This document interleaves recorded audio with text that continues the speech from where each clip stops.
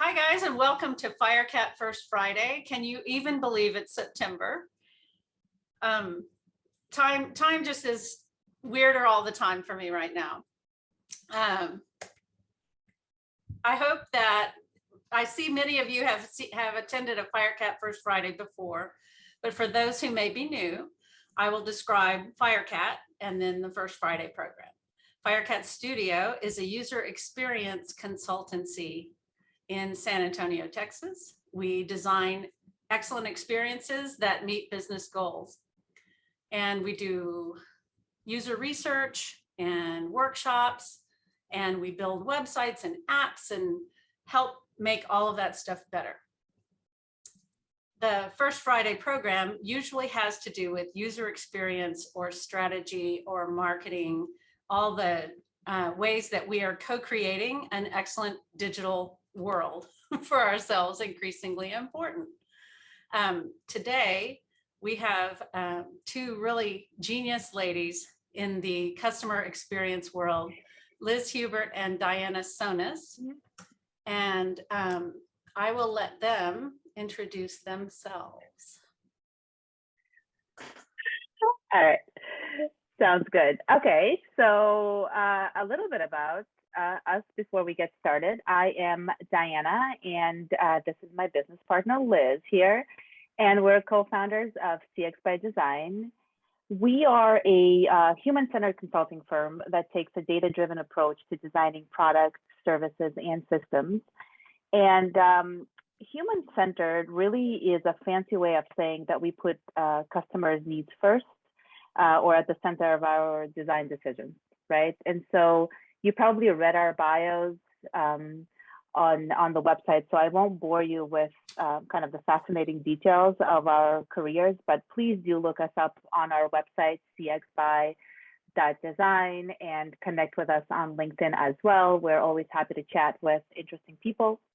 And so the short story about us is that we're longtime strategists in UX, CX, which is customer experience, and service design.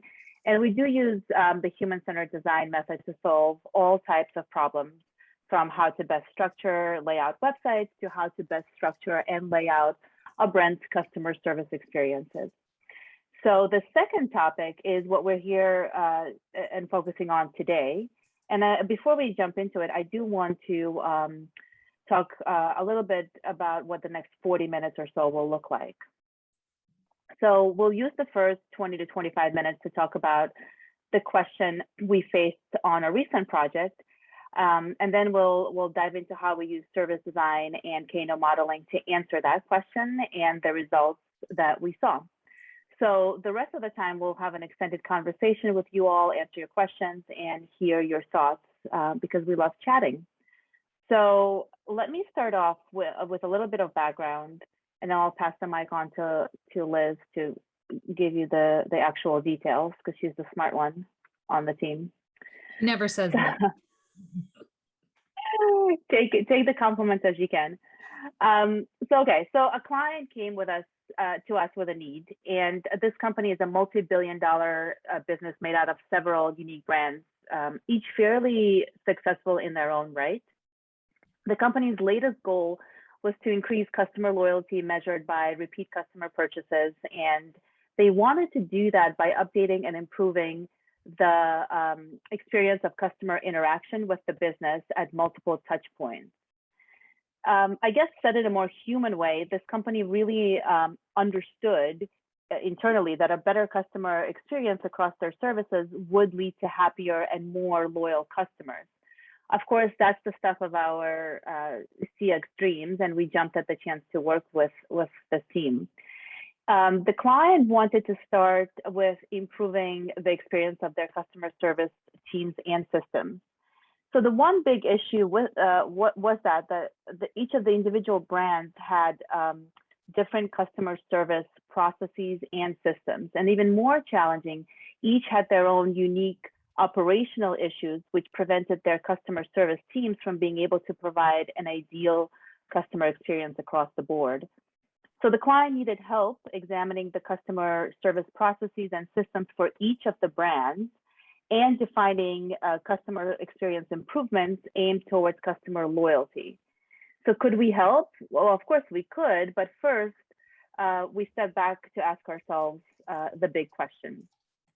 And that is, what processes and tools could we use to best understand the current customer service experience enough to find the strengths, weaknesses, opportunities, and threats? And from this understanding, how could we model an actionable strategy that is steeped in great customer experience for the client? So we immediately noticed a few things.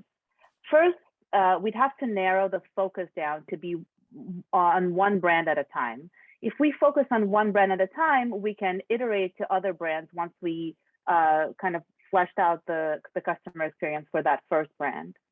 Second, we saw that understanding the current customer experience really meant first examining the front stage interactions. So by front stage, we mean phone call conversations, emails, the people involved, anything that the customer is a party to and is involved in. Secondly, we needed to examine the backstage activities, right? Or backstage meaning the systems for logging calls and emails, for example. Anything that the company does that the customer is not involved with, but is done in service of customer service.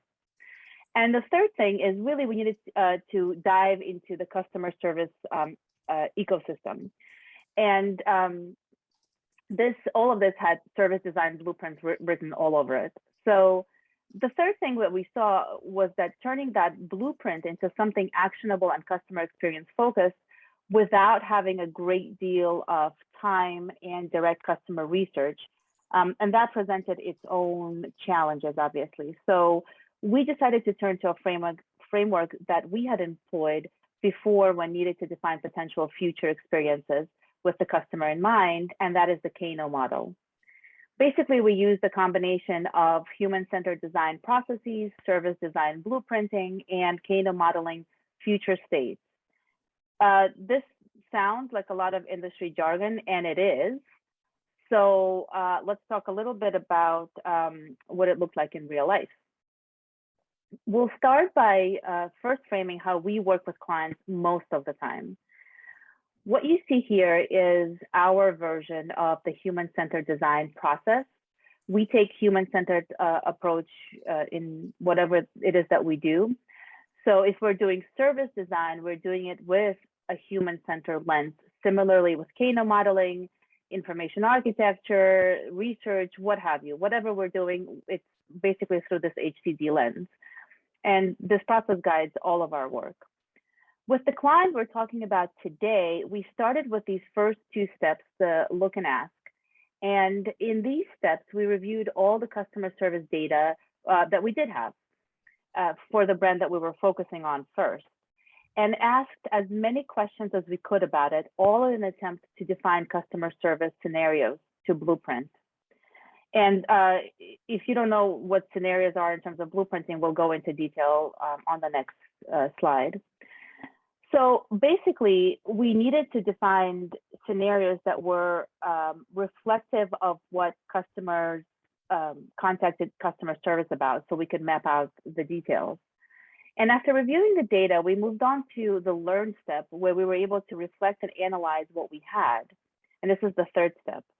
In doing so, we saw that there were two customer service scenarios specifically, which represented about 75 to 80% of current customer service calls and emails.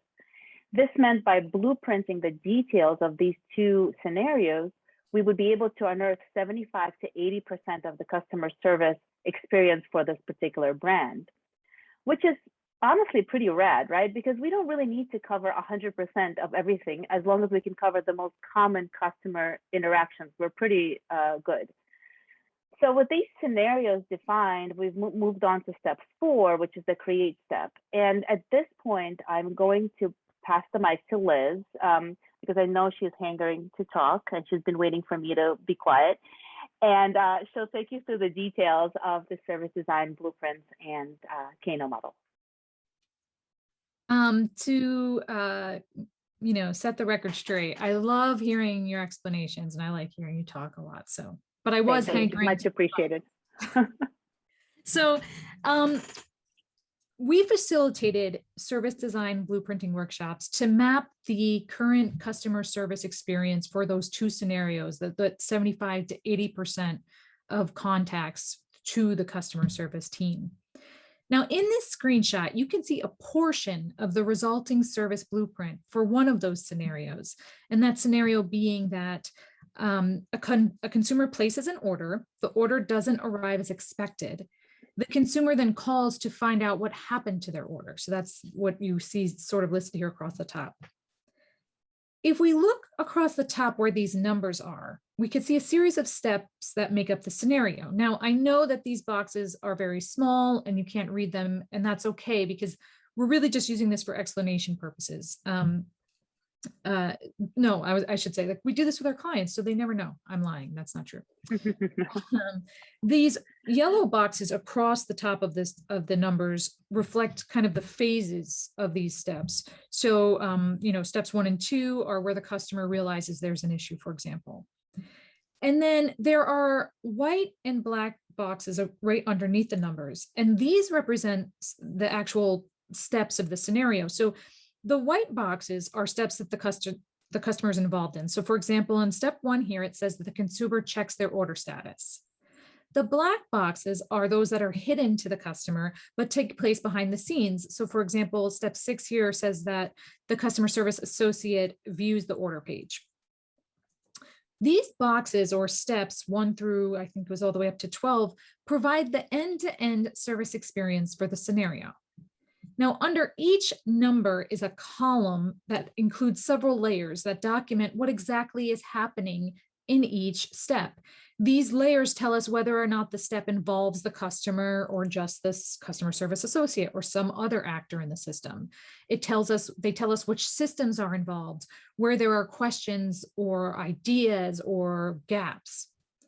So the way we kind of work this out is that we defined these steps with the team in one session, and just the steps, made sure we had those solid.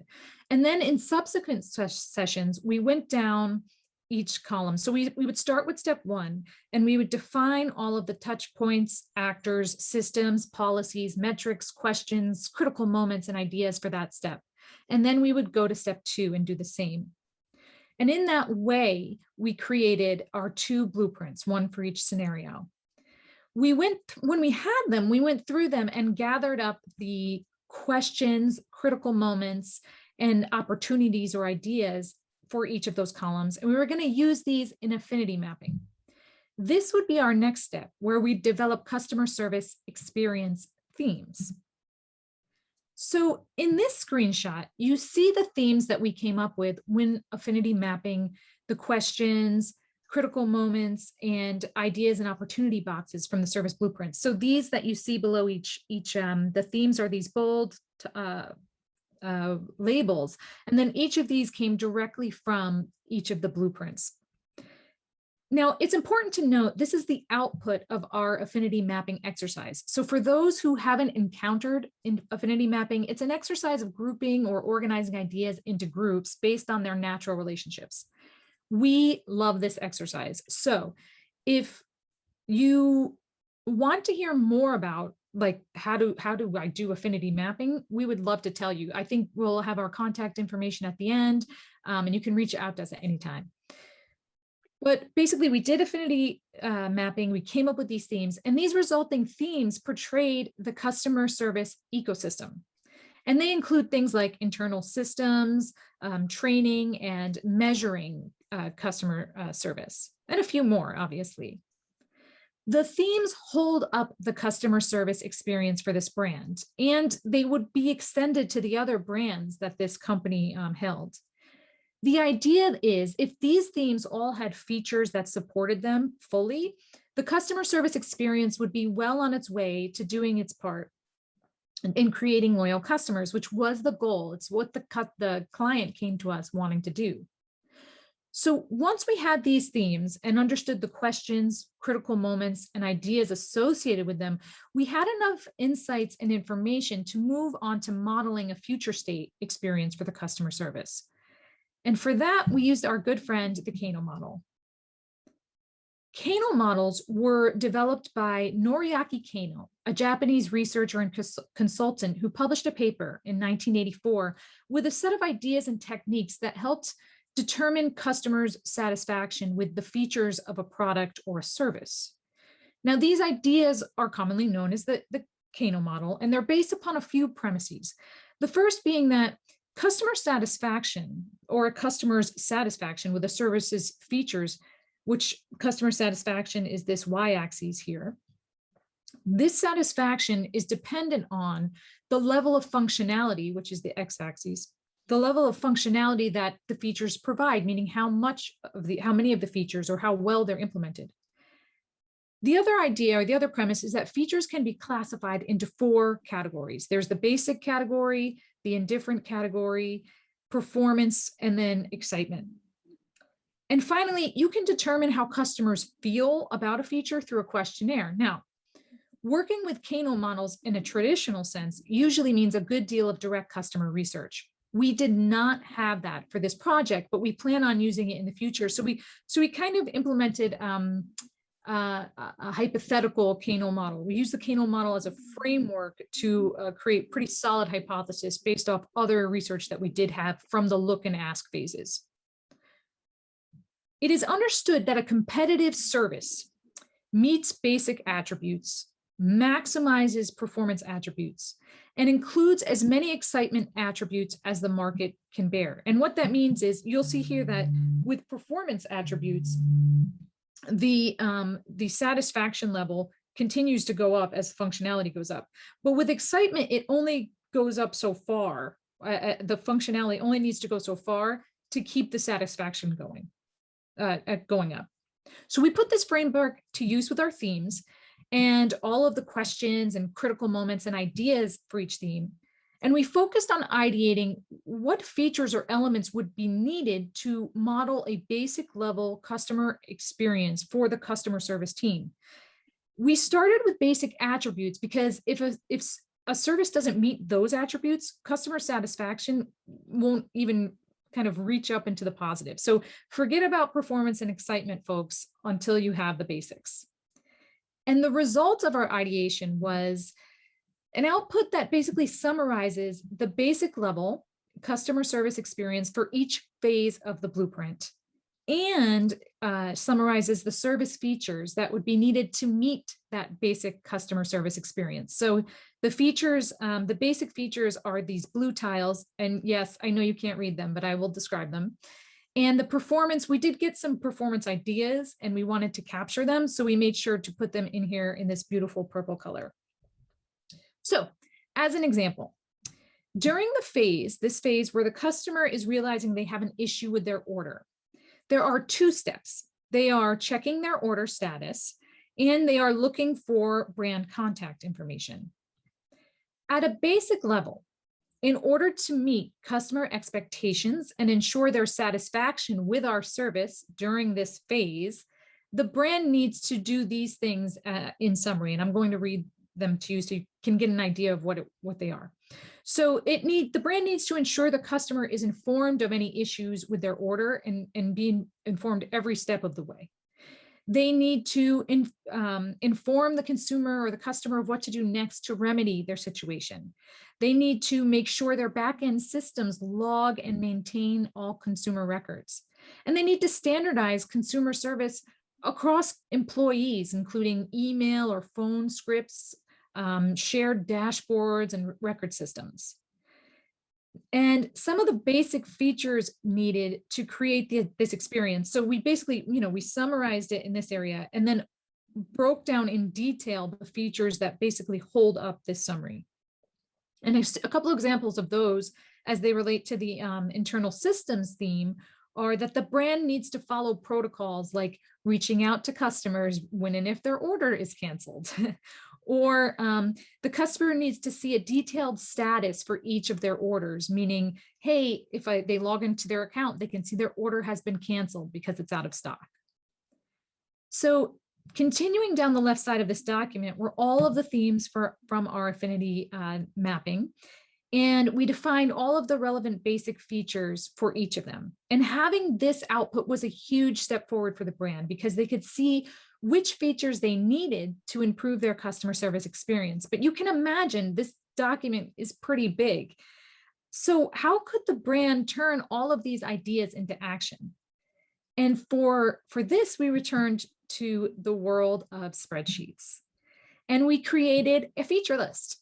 So we took each of the squares from our future state Kano model and organized them into the spreadsheet you see here. So each row is basically one of those blue or purple tiles. And we categorized them based off of, we gave them an ID, and then we recorded the phase, and then we put in the different themes that we saw and categorize them by basic versus performance. Then we suggested a phased approach for implementing these features, and that's what you see in column G here. And we based these phases on a few ideas. First was the implementation of a new customer service and CRM tool. So when that was going to be implemented and how that would relate to this particular feature. But we also took a look at, realistically, did the client have the resources to implement these features? And if not, a feature was pushed back to a later phase, and acquiring the resources needed to make that feature happen was added as a feature for earlier stages. So as an example, following protocols like reaching out to customers when their order is canceled couldn't happen until at least phase 2, because the brand needed systems in place to execute this feature to its fullest. So this output provided a checklist of sorts and was just what the team needed to take the ideas and put them into action. So from here, we roadmapped out what features and concepts could look like. And if we, I think we have to go to the next slide, Dee. Am I still? Yeah, you're breaking up a little bit, so. Oh, okay. But now I hear you. You can hear me. Sorry, everyone, if you couldn't hear me. So what we did from the feature list is we roadmapped out what features and concepts could be grouped together and implemented. So this is a screenshot of an output we created where we took all the phase 1 features, grouped them, and summarized their main points. So as an example, phase 1 was the lay the foundation phase, and it was all about getting systems on board and defining standards and KPIs and goals, for example. And this sort of high-level roadmap gave the higher ups, the management, an idea of what was going to be invested and when. So creating this type of output enabled them to actually get budget for the types of things we wanted to lay out for the customer experience. It's important to note these roadmaps and feature lists are adaptable. As the team would learn and iterate, these would inevitably be updated, but it was enough for now to get the team started and focused on end goals. So what was the result of all of these different outputs and deliverables? We are still working with this client, and so far they are well into phase 1 of the roadmap, doing things like getting the right systems into place and getting the right resources on board. We also looked at the other brands that we were referencing earlier on in the presentation, and we worked with them on beginning to map out their customer service experience improvements. And finally, the companies asked us to start applying this style of work to other parts outside of customer service, including packaging and direct-to-consumer post-purchase experience features. Plus, we're going to be implementing ongoing customer research and feedback loops to inform our outputs with that direct customer insights. So in short, the client sees the value of understanding the current experience in detail, defining a future experience based off of customer feedback, and iterating through features to make this experience a reality. They are confident in where their service experiences are headed, and frankly, so are we. So the idea of combining service design with Kano modeling using a human-centered lens is catching on and helping the team to put the customer first while marrying business resources and processes in a realistic and attainable way. But we know it's not perfect. So with that, let's open it up to questions. Now, we know I just throw, and Diana just threw a whole lot of information at you guys. And this is our first time presenting this type of material and what we did with this project and like projects. So We weren't quite sure what people would be interested in and what you wanted to learn more about. So we wanted to provide this extra time for discussion. So we're happy to go back to slides, describe a process in more detail, or talk about other aspects of the project or approach, whatever you guys want to talk about. Hi, can y'all hear me? Yeah. Yep. Hey, this is Blythe. How long from start to finish did the whole exploration take? It was like 2-3 months, It was 2 months. It was just 2 months or so. Yeah. Cool. Are y'all set up in sprints or did you do it in phases? I saw phase 1 and phase 2, but did you map that out as well? Like how you were going to do everything? Did you have like 2-week intervals or how did you plan it? Yeah, that's a great question. So we, as a company, as CX by Design, we work in sprints. We do all of our work in sprints. And I say that because we are a bi-coastal company. Diane is in Los Angeles and I'm in New York. And that helps us just stay in sync. So we did not create formal sprints with the client. But I guess in essence, we were doing this work in sprints on our end, which kind of folded into the project. What we did with them was, here's the 8-week timeline. Here are the tasks we're going to do each week, kind of thing. So I guess it was kind of like an indirect sprint kind of format, if that helps. Oh, yeah, thank you. Yeah, that's a great question. And we know this is a lot of concepts and a lot of models and spreadsheets and all kinds of colors. And if you guys want us to dive in depth on another like webinar in any one of these specifically, we're happy to come back, Susan. Always. But I know this is a lot. Like we know that this could get to be a lot.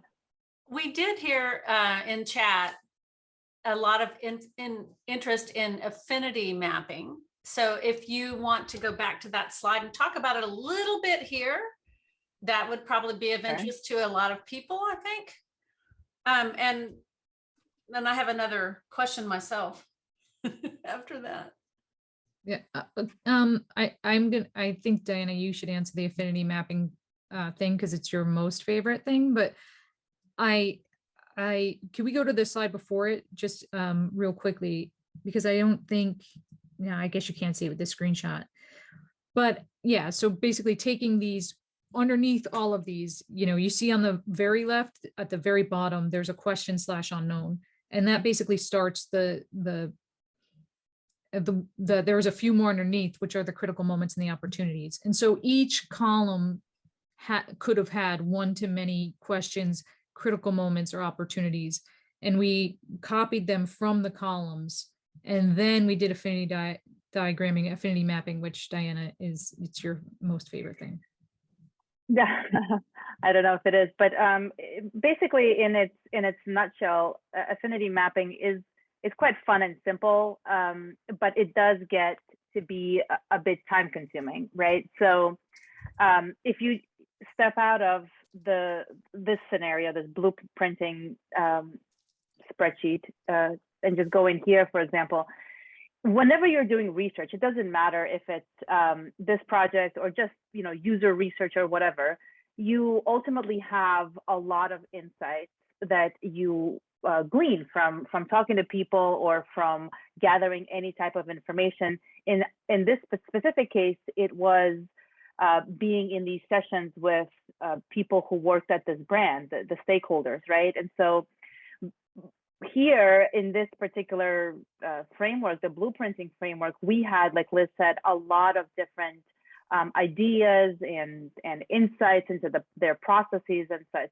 And so there's got to be a way to take all of these and analyze it and somehow group them basically in similar groups, which is what affinity diagramming is, or affinity mapping. So the practical way to do it is if you can imagine, all of these are Post-it notes. These are just virtual Post-it notes. So you put one insight per Post-it note and make sure that it's a mutually exclusive insight.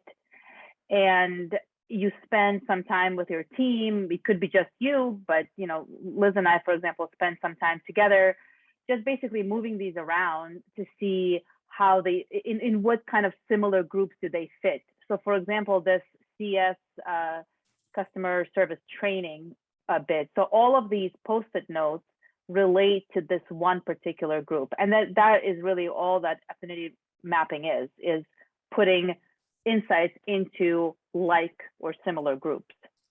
Yeah. Sorry. No, go ahead. We've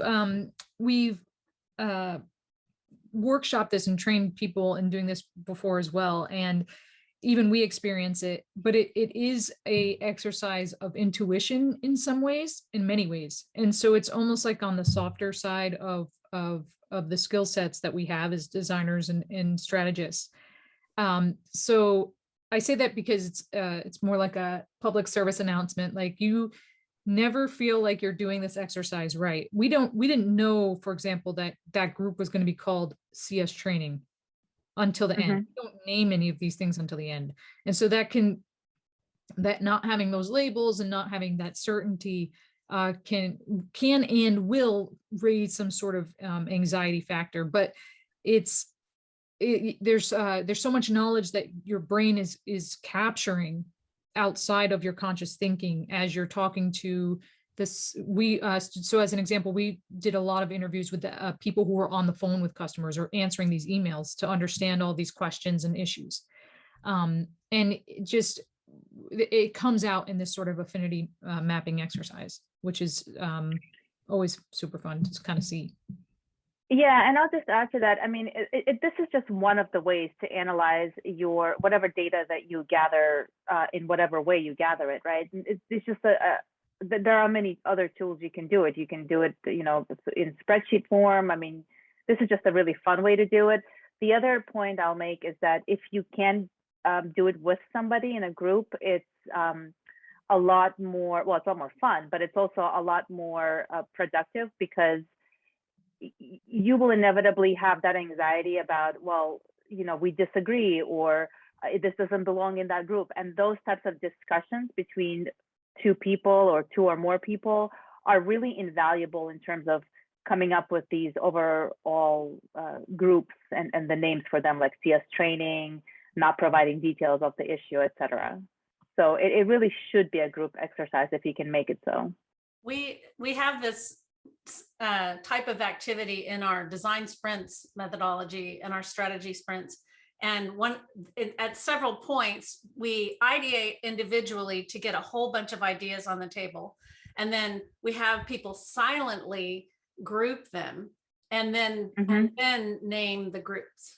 And it is intuitive, and it can be done silently, which is great for introverts and to kind of shut down the people that tend to take center stage.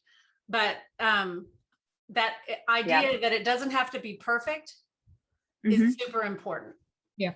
And it will never be perfect. You will never get to perfect, because actually the exercise, Susan, that you're talking about, we've done it in pre-COVID times in actual session with a client that was comprised of 10 people.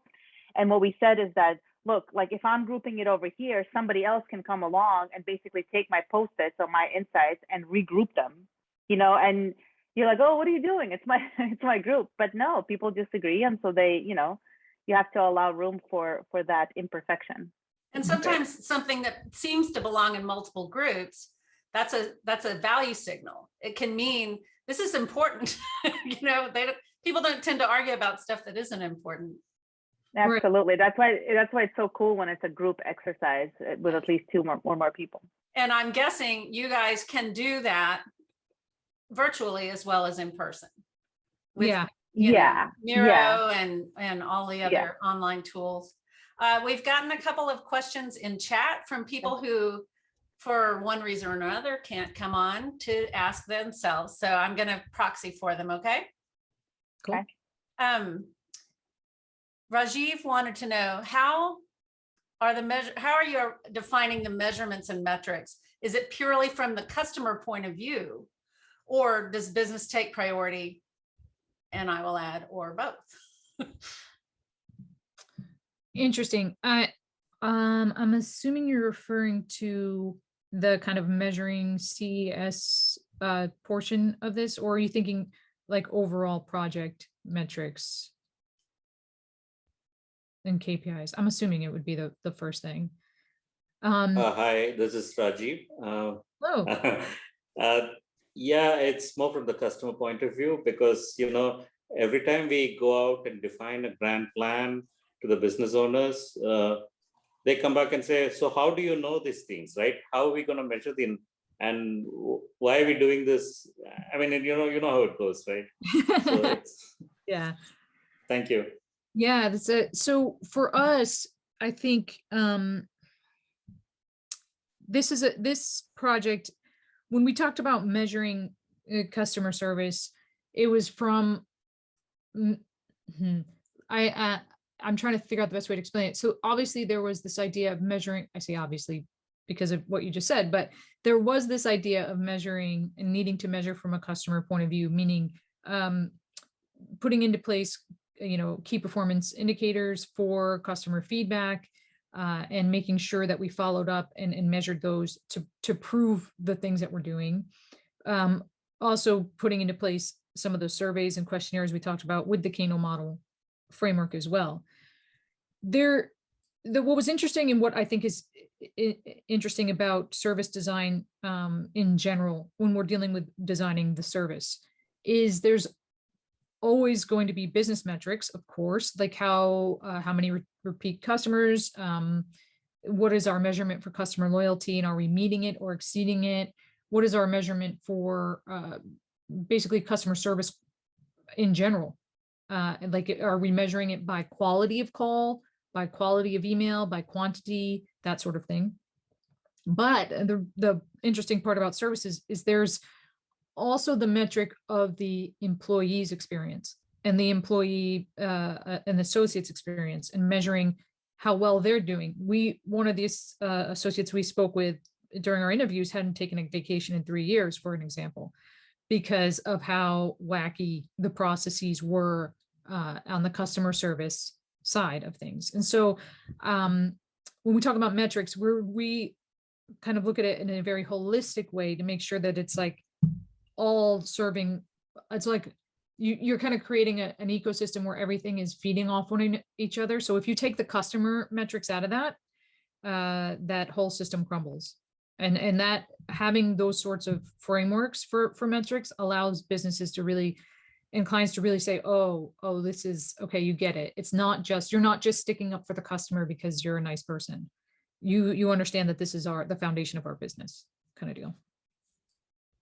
Yeah, that's a great answer. But I was going to add, like, it's what Susan said it in the beginning. It's both the customer level metrics, but it's also the business level metrics, because without one, there's no other, right? And then the third leg to it is the employee metrics, like Liz said. I mean, and a lot of the times the business does know what the important customer metrics are, because there's so much data that they're sitting on, usually, whether it resides with their marketing team, the sales team, who just know things and don't write it down. It's just their intellectual property, or they do actually have research into customers, which is sometimes unusual, mostly unusual, but they do have a lot of information on customer metrics and what's important. So we definitely take all of them into account, because the business, if you don't take the business metrics into account, then you have no project and no business. That one of my favorite diagrams is the Venn diagram, like the three bubbles, the experience that the designers mostly focus on, the business that the sponsor or business owner mostly focuses on, and then the system often is the third bubble. But I like the idea of the employee experience being in there too. Yeah, and I think sorry, Liz, just a quick one. I think a lot of Liz and I don't usually call ourselves designers, even though we are, in a sense, designers, and we try to, that's how people understand who we are. But the one of the challenges with designers, the word design in general, is that there's a perception that designers are the sole representatives of the customer, right? Or the consumer or the user or whatever, whatever you're designing. But the thing is, really smart designers are representatives of the business, the customer, and the people who support the customer, who are the employees, right? And the systems, because the systems can't talk for themselves, right? So as a designer, you have to cover all of those bases. Exactly. Sorry, Frank Liz, I asked, interrupted you. I'm sorry, you ready for another one? Oh, we're so ready. All right. Frank asked, would love to hear a little more about the pace of the work. How often are you meeting with your stakeholders and partners? What are the signals that have helped you understand the need for a workshop versus a one-to-one conversation? We only meet with our stakeholders in the U.S. Virgin Islands once a month. That's our business setup. Now the pace of work, we actually we have worked consciously for our own business to set the pace of work together with the client. So I know that a lot of consultants really look to the client to set the pace, and we've become very conscious of the fact that that is a losing proposition. And so we're not hired by the client, even though we are, but the way we look at it is that we're not hired by the client, but we are partnering with the client. So the pace of work is set by us together in initial kickoff meetings and initial stakeholder meetings. And so with this particular client, we would meet, I think it was like at least once a week for sure. We would at least chat with them in some sort of a status thing. But in terms of how often you're meeting with the stakeholders and partners, I mean, it's like, we said, in our own company, we work in 2-week sprints. So we map out all of our activities for the next 2 weeks, every 2 weeks. And we plan out meetings accordingly. So it's at least once a week, we definitely meet with them just to keep updated. But I think the second part of that question was, what are the signals that have helped you understand the need for a workshop versus a one-on-one conversation? Sessions like affinity mapping in this particular case, we did just Liz and I, but usually sessions like blueprinting, for example, is a group exercise with the stakeholder, with the client. So it's not something that Liz and I can do because they have all the company and industry knowledge that we need to do the blueprinting sessions. So a lot of the models determine whether it's a session, a workshop session, or a one-on-one conversation.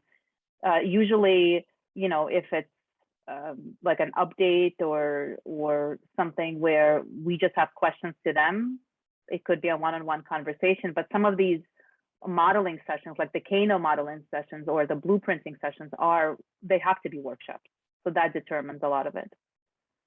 Yeah, and to go back to your initial point, the idea, and I think this actually goes to the metrics question as well.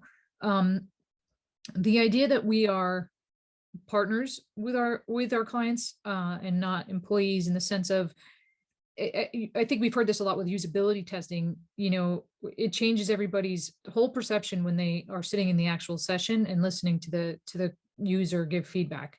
And so similarly,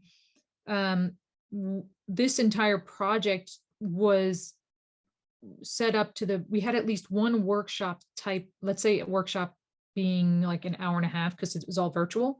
So one workshop type session pretty much every week, whether that was a session where we delved into business goals and objectives and current KPIs, or whether it was a blueprinting workshop, or whether it was like a Kano modeling discussion. And the idea of that is that they come along for the ride. And so what we're presenting to them at the end, nothing is a surprise, because they're co-creators in the experience. So then the signals that whether we need a workshop or one-on-one conversation, the one-on-one conversations would only take place to set up or prepare for or process the workshops in a way such that would move us towards like project success. So we might have a one-on-one conversation that says, hey, you know, we only had 2 sessions scheduled, but we're going to need a third. Can you help us get a third on the calendar? And we had a project champion on the internal team who would help us do that. But otherwise, most things happened in as team-like atmosphere as possible in that workshop atmosphere. Yeah, and I think for us, and I don't know, disagree if I'm wrong, Liz, but I think that the best clients have been the ones who, and especially this client has been fantastic, are the ones who really are open to learning new ways of doing things, right? So there's a team and the champion of that team who are excited about learning new models and how to do things. And, you know, let's say if we're not there, they can continue the work internally, which is great, awesome, you know, for them. Mm-hmm.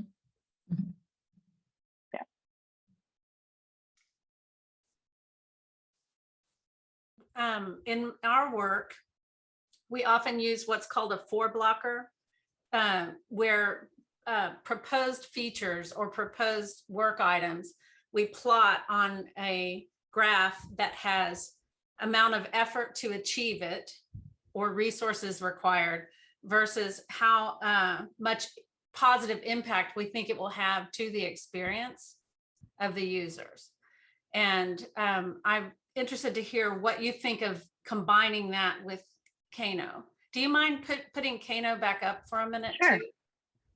I would love to hear you pretend that I am a new client who has never heard of it before and give me an example of how to plot that stuff on there. And what I'm looking for is I'm interested in using Kano in addition to or instead of the 4-blocker that I'm describing. So gosh, there's so many great examples that we usually have that I'm blanking on. But so for example, like I think your 4-blocker, how much effort, resources, how much impact to UX. So the basic idea, let's use customer service since we're here, right? Basic idea is that what is something that I expect? I expect when I call your customer service line that my call gets answered. That's basic. That was not happening with our client all the time. Table stakes is what we call that. Table stakes, exactly. And they called it that as well. Yeah. Performance would be something to the effect of when I call, you recognize my phone number. It's in your CRM. My CRM record comes up on screen and you're able to say, hi, Susan. It's great to talk to you. I know we haven't talked to you since February. How have things been? Excitement. And how's that product working out for you? Because they can see what products you've purchased. Right. And then excitement might be to the effect of, you're really good at the excitement ones. I feel like, Diana. It's I'm the exciting one on the team. So she's the exciting one. That's true. I said it. I went there. No, I actually there was an example that I read about in the exciting category that really stuck with me, where there is this jacket that it's like a sports, like a, I don't know, ski jacket or whatever. It's a company called Arc'teryx. And I was floored that they did this. But for example, let's say something rips on that jacket and you send it in for a repair. And so they fix the original, like, rip or whatever happened to it. And then the repair team goes through the entire product and fixes everything that may go wrong in the next 6 to 12 months. So for example, if they notice a zipper has moved off center and they think that the zipper is going to break, it's not broken yet, but it will break potentially in the next 6 months, they will go ahead and replace that zipper with exactly the same zipper, but a new one. And then send the jacket back to the customer. And it's a refurbished jacket. It's your jacket, but it's a brand new, like completely, top to bottom service. you didn't ask for this, but it prevented you sending back and forth and this and that. That's really exciting. If someone did that for me, I don't know, and it's free. It's not something that you have to pay for. It's just something that they do proactively. That I would say is the excitement category. Right. It's kind of like the delight above and category. beyond. It's above and beyond. I mean, it's a delightful, delight, the delight that Steve Jobs keeps talking about. Talking about, because he no longer keeps talking about it. But yeah, it's like that unexpected delight, like, oh wow, this company really goes above and beyond for their customers. Right. And that breeds loyalty. For sure. And to take it back to that kind of like 4-blocker approach that the team uses, it's like that the effort that you put into those types of things, you would only be so much, because those you wouldn't just pile excitement on over excitement, because then it just becomes normal.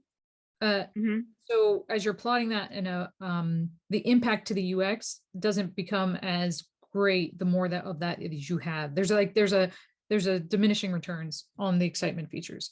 And so that's where that's where the customer survey questionnaire comes into play for each brand, because ultimately the customers are going to be the ones to tell you that this I could never get enough of this, or I could, this is really great, but I don't need so much of that, or something of that sort. Yeah.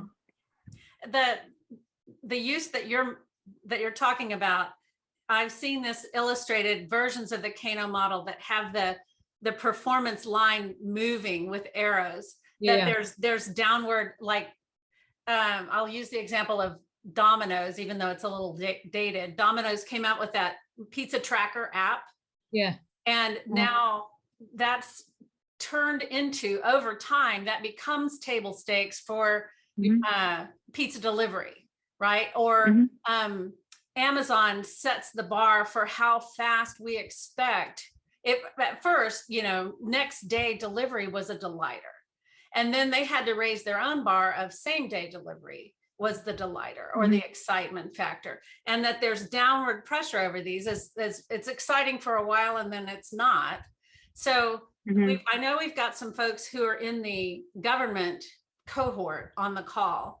And one of the things that we're having dialogue about is there are many features in government interactions that are below the basic line, that they're already frustrating, and people, it's not meeting basic expectations.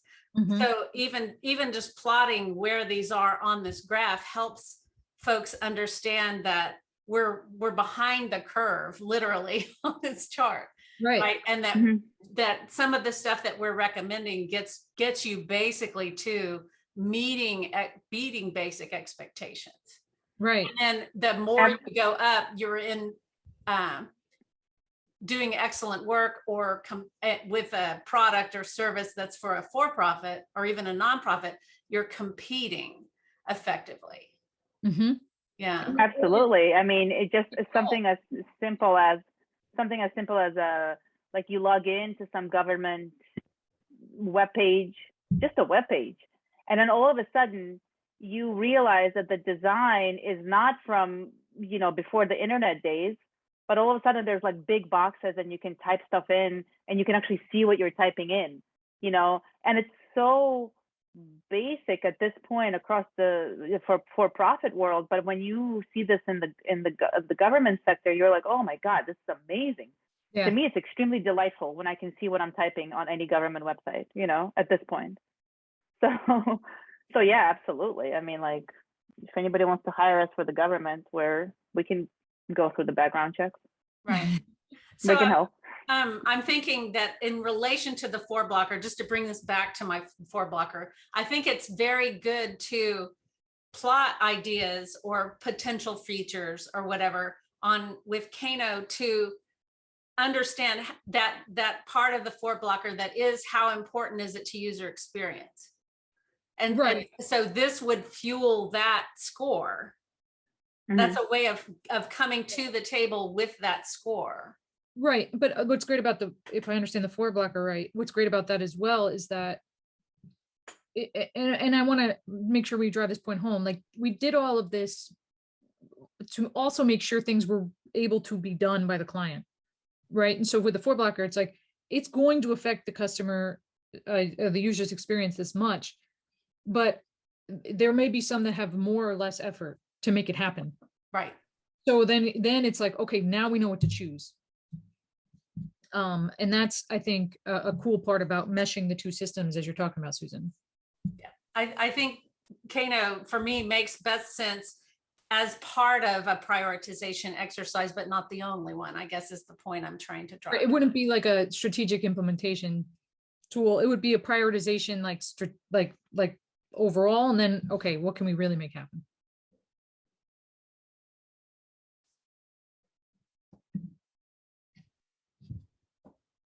Who has another question? We're almost right at time. This was so valuable, ladies. And I'm hearing lots and lots of interest in all of your different techniques that you use. You guys, if you love the Diana and Liz show, they're going to be presenting at UX San Antonio in about a week, next Thursday, in fact. Next Thursday evening in the Central Time Zone, US. Yeah, we're excited about that. We're hearing excitement about hearing from you guys again. Yay! I think there's a lot of just facilitating a discussion about prioritization would be extremely fun. Yeah, we're always glad to take the Liz and Diana show on the road. All right. Take it to Vegas. We're hearing lots of kudos in the chat and Awesome. lots of heartfelt thanks. I really appreciate you guys stepping up. Thanks for having us as always, Firecat. Thanks so much. Thanks, guys. Thanks, Susan. We'll see you next month. That's going to be Julie Jensen talking about how to develop a critique culture with a very unique tool that she's invented called Squack. So it's a wonderful feedback technique that takes the sting out, takes the bristles off the cat. So we'll be looking forward to that in October. Sounds awesome. That sounds Bye, like fun. everybody. Bye, everyone. Bye.